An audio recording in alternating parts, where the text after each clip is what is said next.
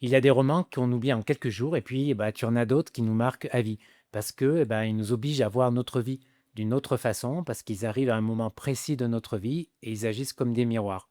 Et aujourd'hui, dans cette vidéo, je vais te parler de 3 romans qui m'ont profondément marqué ces dernières années. 3 histoires différentes, mais ces 3 romans ont un point commun. Ils posent cette question, cette même question: «Est-ce que nous vivons vraiment la vie qu'on a choisie?» Imagine si tu pouvais disparaître demain.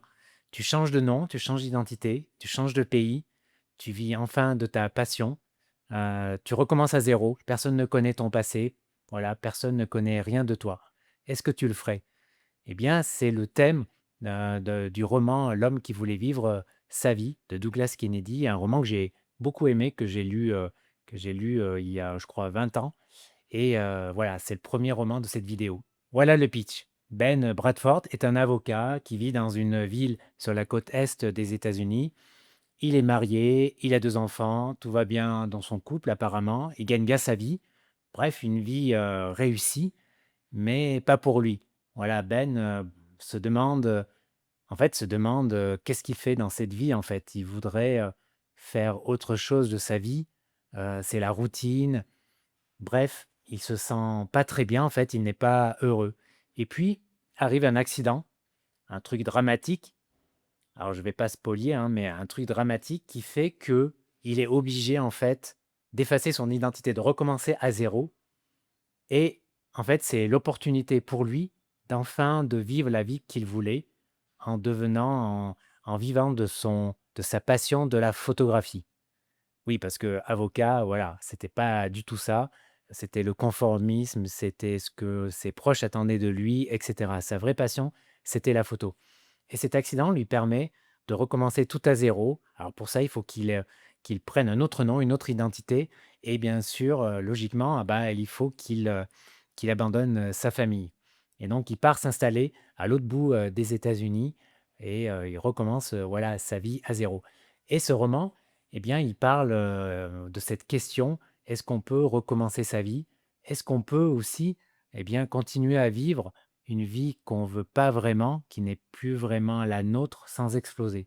C'est un peu les 2 questions de ce roman de Douglas Kennedy, un de ses premiers romans qui a connu un gros succès et d'ailleurs qui a été adapté au cinéma, en France avec dans le rôle titre Romain Duris. Je crois que c'est un film de 2010. Un film que j'ai vu, hein, bien sûr. Je me suis précipité presque pour le voir parce que j'avais beaucoup aimé, ce roman et le film est sympa à voir, agréable et alors par contre, il se déroule en France et non sur la côte est, des États-Unis, ce qui change pas mal. L'histoire, voilà, suit en gros le pitch du roman, même si c'est, notamment la fin, même si la fin est assez différente. En tout cas, un bon roman qui vaut pas le film, clairement. Un bon film plutôt qui vaut pas, le roman. Donc je te conseille vraiment de voir les 2. C'est intéressant. En tout cas, ce roman, moi, je l'ai lu quand je suis à une période charnière de ma vie, parce qu'à ce moment-là, je revenais d'un VIA au Nigeria. Hem, voilà, je suis resté là-bas, cette expatriation, je l'ai vécue pendant 1 an et demi et avant de revenir, en plus, j'ai fait un espèce, ce qui est pour moi mon voyage initiatique. C'était une traversée de 3 mois, de l'Afrique de l'Ouest en moto seul, sur une 125, voilà, et c'était un voyage incroyable, quoi. Bon bref, je suis rentré en France et à ce moment-là, j'hésitais entre repartir pour une nouvelle une expatriation, chercher voilà, un nouveau contrat à l'étranger ou revenir en France et comme on dit, parce que moi je viens de la province, monter à Paris, voilà, rejoindre des amis avec derrière l'idée, tu vois, de d'essayer de réaliser un projet que j'avais alors, c'était de devenir photojournaliste. J'adorais la photo, voilà et c'est pour ça d'ailleurs que j'ai beaucoup aimé aussi ce roman parce que, voilà, Ben Bradford rêve de devenir, photographe. Donc ce roman m'avait un petit peu marqué parce que moi j'étais en train d'avoir l'impression de vivre une vie que je voulais pas vraiment. J'étais dans une période de transition et cetera. Bref, voilà, en fait, l'histoire, la réalité, c'est que j'ai pris un autre chemin qui était aussi, super, mais bon ça c'est une autre histoire. Mais voilà, pour raconter un petit peu ce roman, pourquoi moi, il m'a marqué. Et ce qui est intéressant dans ce roman, c'est qu'il démontre un peu le fantasme qu'on peut avoir, celui d'un nouveau départ. Tu vois, le fait, de changer, de changer de vie, de changer de métier, de changer de pays, de changer même, pourquoi de relation aussi. Tu vois? Comme, si voilà, le nouveau prendre un nouveau départ, ça allait un petit peu tout effacer.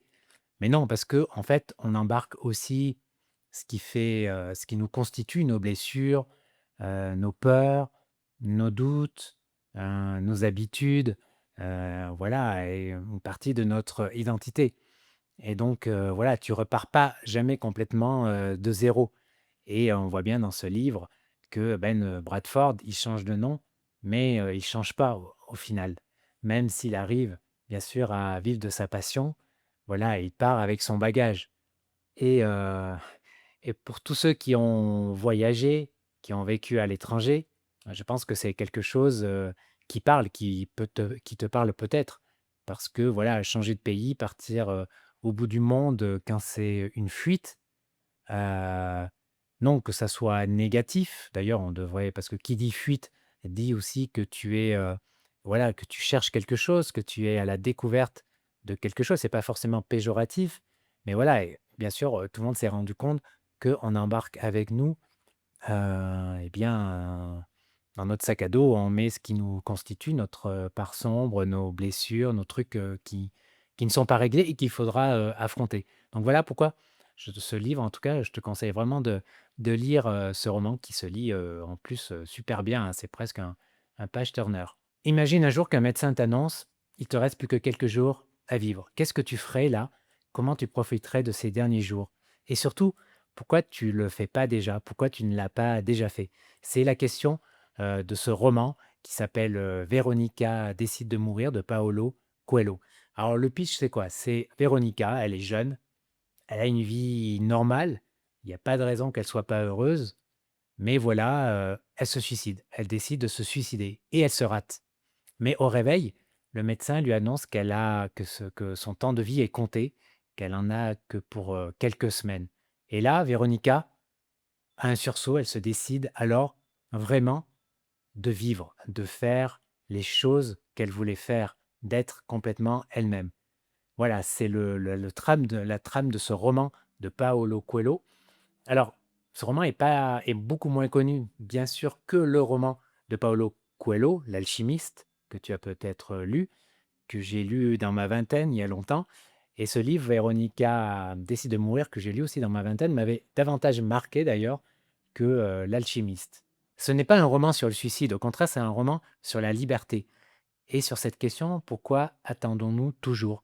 Nous attendons d'être à la retraite, d'avoir plus d'argent, d'avoir du temps, d'avoir toutes les conditions réunies, d'avoir plus de sécurité, alors que nous ne savons même pas si nous avons plusieurs décennies devant nous. Et même si tu es jeune, à 20 ans, tu ne peux pas savoir ça avec certitude. Et ce roman pose aussi cette question, c'est pourquoi, voilà, pourquoi nous hésitons à être nous-mêmes, en fait? Pourquoi ce conformisme? Pourquoi nous avons peur d'être différents? Pourquoi nous avons peur de faire différemment de ce que les autres attendent? Pourquoi nous avons peur simplement d'être nous-mêmes? Voilà, c'est ces 2 questions que pose ce roman, Véronica décide, de mourir. Un roman agréable à lire, si tu connais pas Paolo, Coelho. D'ailleurs, je trouve que ce roman est peut-être, enfin moi je l'avais trouvé en tout cas plus intéressant et plus inspirant que L'Alchimiste. En tout cas, voilà, je te conseille vraiment ce roman. Imagine, tu meurs là et tu te réveilles à 18 ans. Une nouvelle vie s'offre à toi. Tu connais, tes erreurs, hein, tu as conservé ta mémoire, tu connais ce que tu as fait, comme erreur, tu connais tes réussites, tu connais ce qui va se passer. Qu'est-ce que tu ferais de différent? Quel choix tu ferais pour être davantage heureux et est-ce que tu serais vraiment plus heureux si tu faisais d'autres choix? C'est le thème d'un roman que j'adore, qui est pour moi un de mes préférés, il s'appelle Replay, j'en avais déjà parlé ici, Replay de Kim Greenwood. Et ce roman qui est vraiment sous-coté et peu connu, et d'ailleurs je comprends même pas qu'il a pas, on n'en a pas fait un film encore, parce que tellement, voilà, tellement il est très Hollywood comme film. Le pitch, donc, c'est Jeff. Jeff qui a 43 ans, meurt d'une crise cardiaque, comme ça, sans crier gare. Et donc, tu as compris, il se réveille à 18 ans, et là, qu'est-ce qu'il va faire? Eh bien, il va se débarrasser d'un problème, qu'on a tous, enfin, que la plupart d'entre nous ont à un moment au moins de notre vie, c'est l'argent. Et donc à 18 ans, bah, tu imagines qu'il connaît ce qui s'est passé, tu vois? Et donc il va investir tout son argent, toutes ses économies en bourse. Il va investir sur des actions, hein, on est au début des années, 80, Microsoft, hein, d'ailleurs, ils ont commencé à cette époque, tu vois? Microsoft qui, voilà, qui est passé de 10 genre à 340 je crois, en ce moment. Enfin bref, tu vois? Il fait ça et voilà, il règle le problème de l'argent et ensuite il va pouvoir se consacrer à vraiment mettre en place une vie qu'il a choisie, voilà, qui est alignée avec ce qu'il est et c'est ce qu'il fait et à 43 ans, nouvelle crise cardiaque. Et comme tu imagines, replay. Il se réveille à 18 ans. Il a toujours, voilà, conservé la mémoire de ses autres vies et cetera et là, il va encore faire quelque chose de différent et voilà, le roman, je ne vais pas spolier, hein, la fin du roman, mais le roman continue comme ça et on accompagne Jeff dans plusieurs vies. On accompagne Jeff dans ses choix de vie, dans ses erreurs et cetera et à chaque fois, il essaye, voilà, de mener la vie la plus heureuse, la plus pleine, la plus intense possible. Tu vois, Replay, c'est un roman sur les regrets, c'est un roman sur les choix, c'est un roman sur cette illusion qu'on peut avoir que si on avait fait d'autres choix, notre vie aurait été différente, aurait été meilleure. Et oui, c'est une illusion parce que, en fait, le roman le montre bien, à chaque fois que Jeff vit une autre vie, fait des choix différents, là, il y a des nouveaux problèmes qui apparaissent et même des regrets. Tu vois, il est confronté aussi à des choix. Il doit choisir entre 2 chemins et en fait, finalement, le message, en tout cas, je le vois comme ça, le message du roman, le message de Replay, c'est que finalement, aucune trajectoire de vie n'est complètement parfaite, en fait. Parce qu'à chaque fois, eh bien, et c'est le propre aussi de l'esprit humain, hein, de voilà, de s'imaginer à un moment comment aurait été notre vie si on avait pris un autre chemin, eh bien, voilà, c'est l'imagination, c'est assez humain. Eh bien, le roman, un petit peu le thème du roman, en fait, c'est ça. En fait, aucun choix n'est parfait.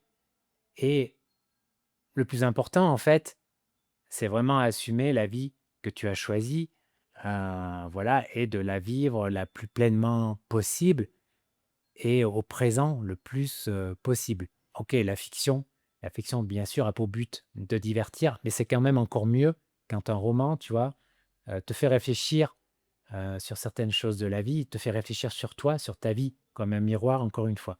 Et d'ailleurs, voilà, n'hésite pas, là, en commentaire, à me dire, à me partager un roman qui t'a marqué. Alors, pas forcément sur le thème du changement de vie, hein, ça peut être sur un autre thème, mais voilà, je suis toujours intéressé et avide de nouvelles lectures, donc n'hésite pas à partager ça en commentaire. Et puis, si tu as aimé la vidéo, n'hésite pas à la liker, à t'abonner, tout le tralala, à la partager, etc.